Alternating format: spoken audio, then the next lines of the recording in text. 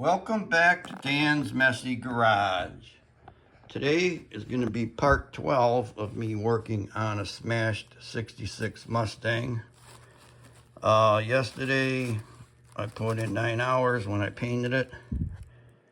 Today is Friday, July 5th. I started at 8:10 a.m. and I'm going to show you some of the results of the paint. This is only base coat. Base coat really isn't meant to shine. It's supposed to be like a dull color, and then you put the clear on it and that's when it shines. But I really can't put clear on right now because I have some issues I have to fix. I've got some runs. I'm trying to get some light on there. You can see here there's a run. Where these green tapes are, runs. And there's some sanding scratches that are showing up through here. And I have more green tape, so there's a run or something here. Yep, right across here there's a sag or a run.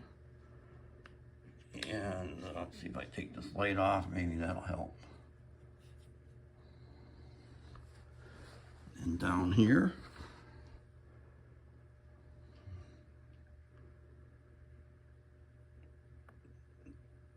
got a run.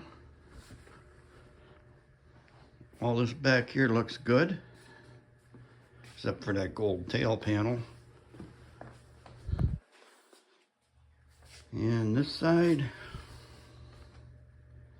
this side, you can see like a darker outline along the bottom. And coming up here. And the darker outline goes around the wheel lip. That is the the primer I put on there. So this needs more paint to cover that primer. Plus, I got overzealous, got the gun too close, and got runs. Got a run there.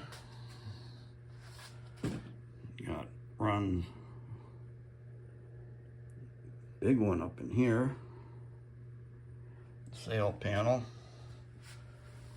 And I got a long run up here. It starts up middle of the camera frame, goes down past the green tape to a drip. That's a big sag. But see, that's also in a dark area where you can see through the paint to the primer. So that wouldn't have to be redone anyways. And I'm gonna go to the store, get some more paint because I used up what I had. And I'm gonna get some new gold paint because I'm not happy with that. The valence panel did come out okay though. That first coat had a bunch of splotches in it, but the second, third, and fourth coats covered them up. That'll be fine. So, just a quick update for part 12. Once I get this sanded down and painted, then I can clear it. I just don't know if it's going to be cleared today or not. So stay tuned. I'm going to see if I can show you this in real time here. See if I can get that run out. I have a Durablock with some 800 grit Velcro type paper. I'm just going to dry sand this easily. I mean lightly. And see, the paint actually acts as a guide coat and shows you like the dark outline around that. And you sand until it goes away. You gotta keep checking because the base coat is pretty soft, easy to sand through. And I don't want to sand through it, I just want to sand the run, block that brome right out of there. We called these bromes back in the day. So I'm going to block that brome right out of existence.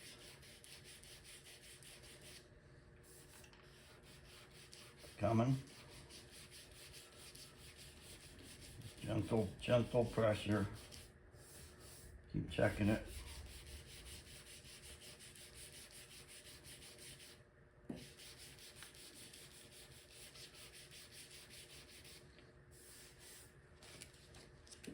See, if this was clear coat and I was blocking a brome out, there's a trick. You take some, sounds crazy, but take some body filler, usually glazing putty or something really thin. And if there, let's say you had a big brome right here, or sag, or a run, or a drip, you take the glazing putty, put it over the whole area, right over your fresh base. Then you start sanding. And what that glazing putty or what's it called, spot putty type thing does, it keeps your sandpaper centered on the problem, so it's not digging in on each side of it. So like this, I'm kind of digging in on each side of it, but I'm going to be spraying more paint on this anyways. But my train of thought is scrambled today. But the glazing putty over clear coat on a big run area is very beneficial to blocking everything smooth, because you keep sanding until the glaze goes away, and you're good.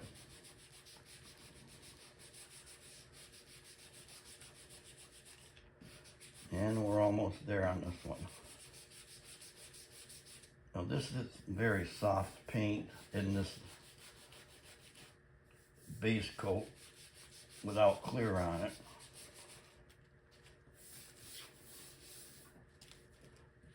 But you can see I'm getting a darker spot there and a little bit lighter here. So this would definitely need to have more paint on it. Now I'm just kind of doing what you're not supposed to do. Concentrate right on one spot. You don't want to do this because you can end up with a divot there. There. So the run, sag, drip, air, brome is gone, but obviously it needs more paint. Now I got some sanding scratches here. Let me see if I can take care of them with the 800 grit.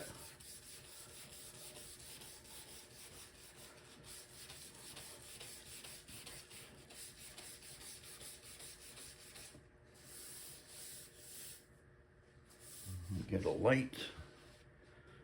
Hang on, folks.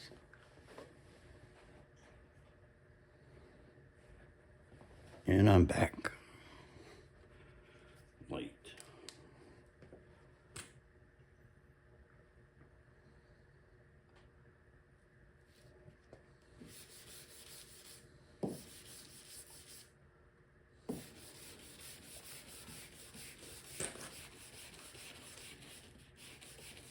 In the light, I'm seeing those sanding scratches go away.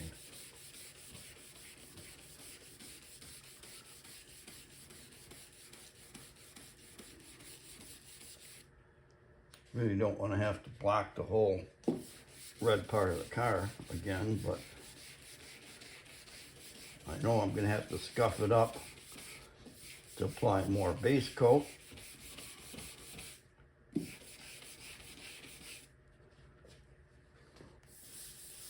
But usually for scuffing a car up, you use like a Scotch-Brite pad.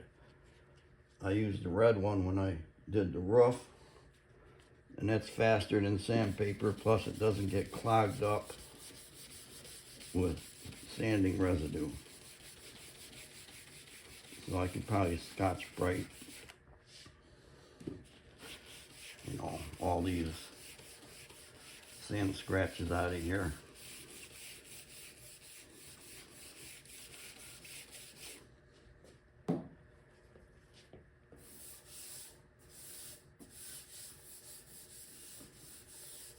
Still got, I don't know if that's in frame or not. Let me take a peek behind the camera here.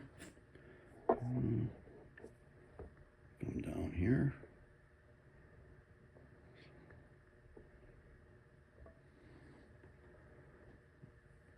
There's a spot right there, a dark spot, which means it's a low spot. That's a divot in the paint, because I'm standing across it and it's still dark, so it means it's not being caught by the sandpaper.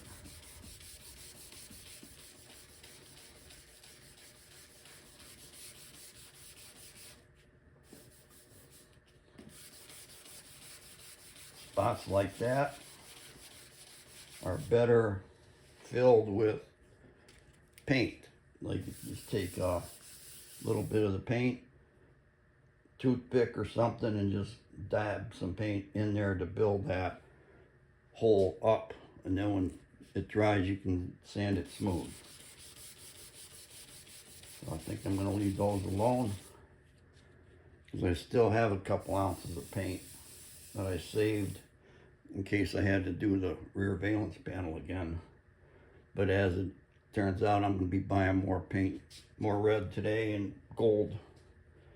Oh, I don't know if the camera's picking that up. Let's see here.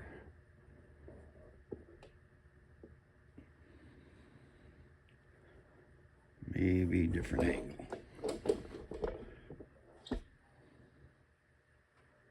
Yeah, I think you can see it good. See, this is lighter here, darker down there. That darker part is the primer. So obviously not enough paint on this side either. I guess I really screwed this up yesterday. But I was doing two things. Number one, I was rushing, trying to blast the paint on as quick as I could. And at the same time, which doesn't make sense, I was trying to conserve paint because I only had 1 quart, and I was painting more of the car, excuse me, than originally intended. So I was trying to stretch a quart of paint, hence the thin spots, rush it, getting the gun too close, hence the runs, drips, errors, and bromes. So, screwed myself, folks. Lessons learned. But I'm a person, I admit my mistakes. I know I'm not anywhere near perfect. And I'm not one of those people that hide behind their mistakes and want to lie their way through things.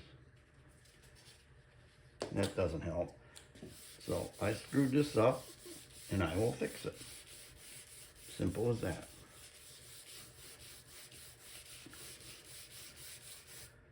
All right, I gotta clean the paper. See those darker streaks right there?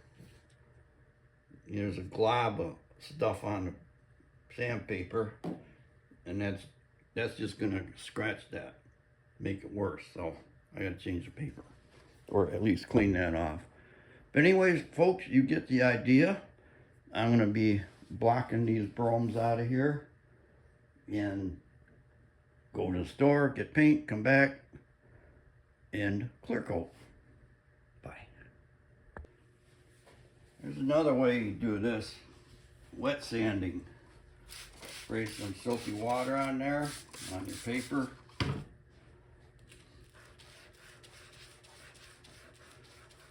Sand away.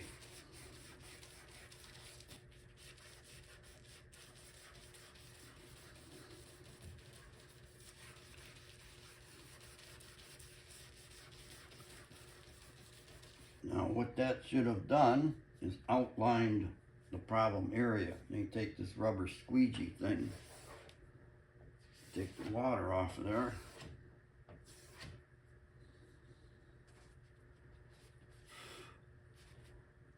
Usually that'll dry real fast.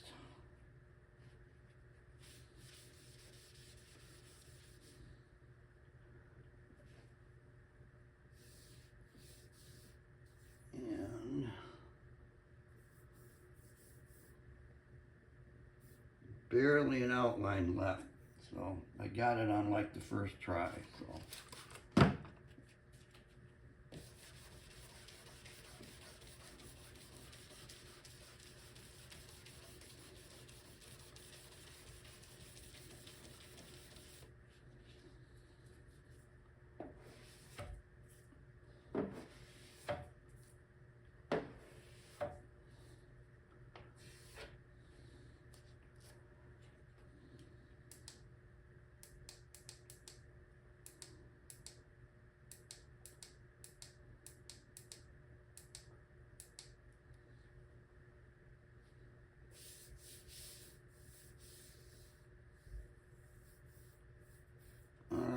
can see with this light a dark area. Primer underneath, plus I sanded through right there. So it definitely needs to be repainted. Let me take you to the other side of the car because I want to show you the wet sanding thing a little better. That was not a good example. So let's go to the other side.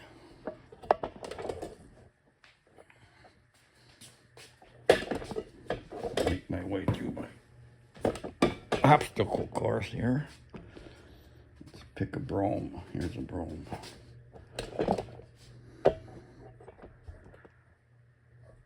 Okay.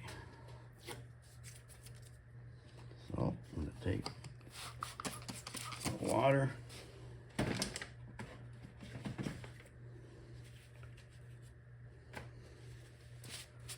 Clean off my paper.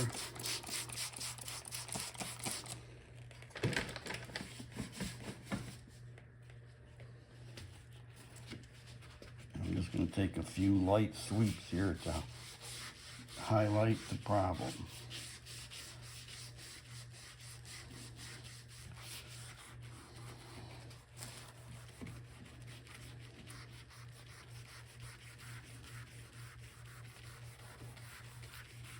Now that should be enough to make it show up better. Squeegee, where'd I put you? There it is.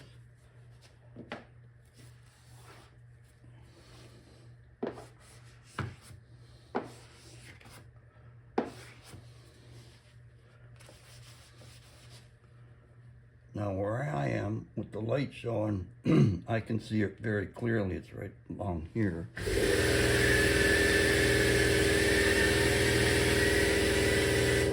Sorry, air compressor decided to kick on.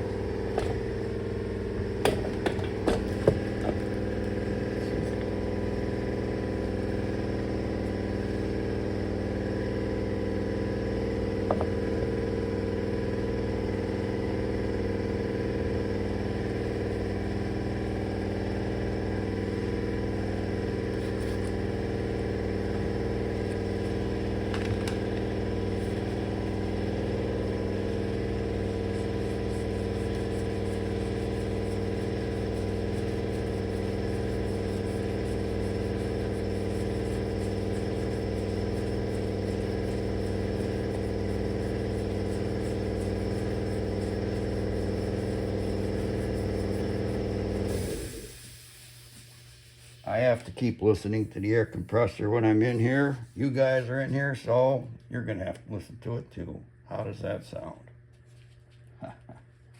Right. Here we go, folks.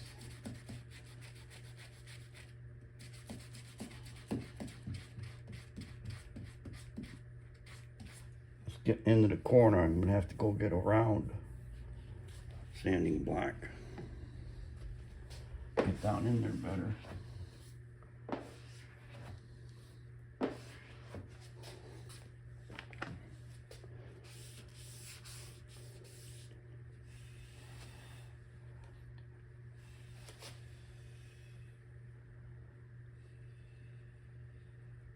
You have to get down, excuse me, I gotta get down pretty low to see it.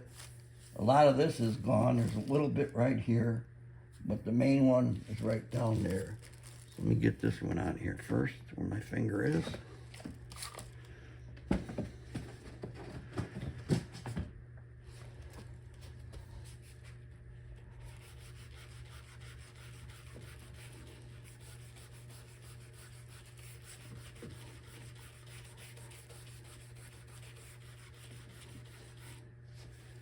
That should do it.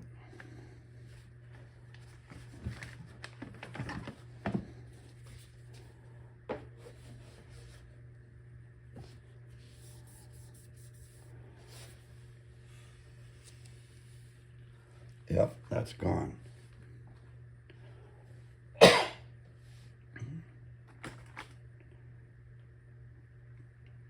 It's getting too tight in this area to have the camera and me and all the angles I need to sand this, so I'm gonna just have to carry on by myself. thanks for trying to help, but right now I got this. Okay, once again I'm getting ready to paint. I have the whole car scuffed with either 800 or a gray Scotch-Brite pad. Everything is dull, everything is smooth, all the runs have been blocked out of existence, and I'm ready to start spraying. I wiped the car down with SPI wax and grease remover 710. See, there's a waterborne wax grease remover 700-1. You do not want to use that on fresh clear coat. I mean fresh base coat. That's fresh base coat. You can use it on clear and everything else, no problem. Fresh base coat, 710 only. I went and bought some more paint. This quart's about empty, so I got another quart. I'm going to be using SPI clear coat. Wonderful, wonderful product. Got my hydration capsules ready. It's hotter than heck in here already, and it's looking like 83 or 84% humidity. And this thermometer says 76, but I don't believe it. That one over there says about the same thing. Well, it sure feels a lot warmer in here than 76. All right, as some of you guessed, I'm not going to clean up this mess. I'm just going to paint. Normally I hang some plastic. You can see plastic from the ceiling. I cover up all my junk with plastic. That plastic's been there for many years. And to tell you the truth, I really don't think it makes much of a difference. There's so much dust and dirt in here as it is that no matter what I do, it's going to end up in there, and then you just have to wet sand it out. So, so what now? Oh, I did buy new gold paint for that back part. I bought, where did I put it? Color called Goddess Gold. It's from Heilman G Brewing Company, Fleet Gold Poly, but the color is called Goddess Gold. So that's what I'm going to be painting the back panel with. Enough yakking, time to get to work. Start painting. Okay, I got it painted, clear coated. I stopped work at 4:45 p.m. So I got like 8 hours and 35 minutes or something in today. But this part is okay. I mean, it's I got a big old sag or run right across here. You can kind of see it. And I was explaining earlier how you can get runs out of clear coat. Well, I guess I'm going to get to show you that, because I'm going to put like a thin body filler over this whole area and then sand it out. And I don't think I got any runs anywhere else. Of course, I haven't looked at it too close. Does have a few specks in it, as you would expect from being painted in a garage, especially one that is messy and dirty as this is. But those specks come right out of there with a wet sand and a buff, no problem. And overall, it's looking good. It does need another coat of clear. I'll do that after I sand out the runs. And that's going to be the end of part, this 12? Let me see here. Yep, end of part 12. Part 13 probably won't be until next week, say Monday. Yeah, because I don't really work on it on Saturday or Sunday. So I hope you enjoyed part 12. And look forward to part 13. Bye.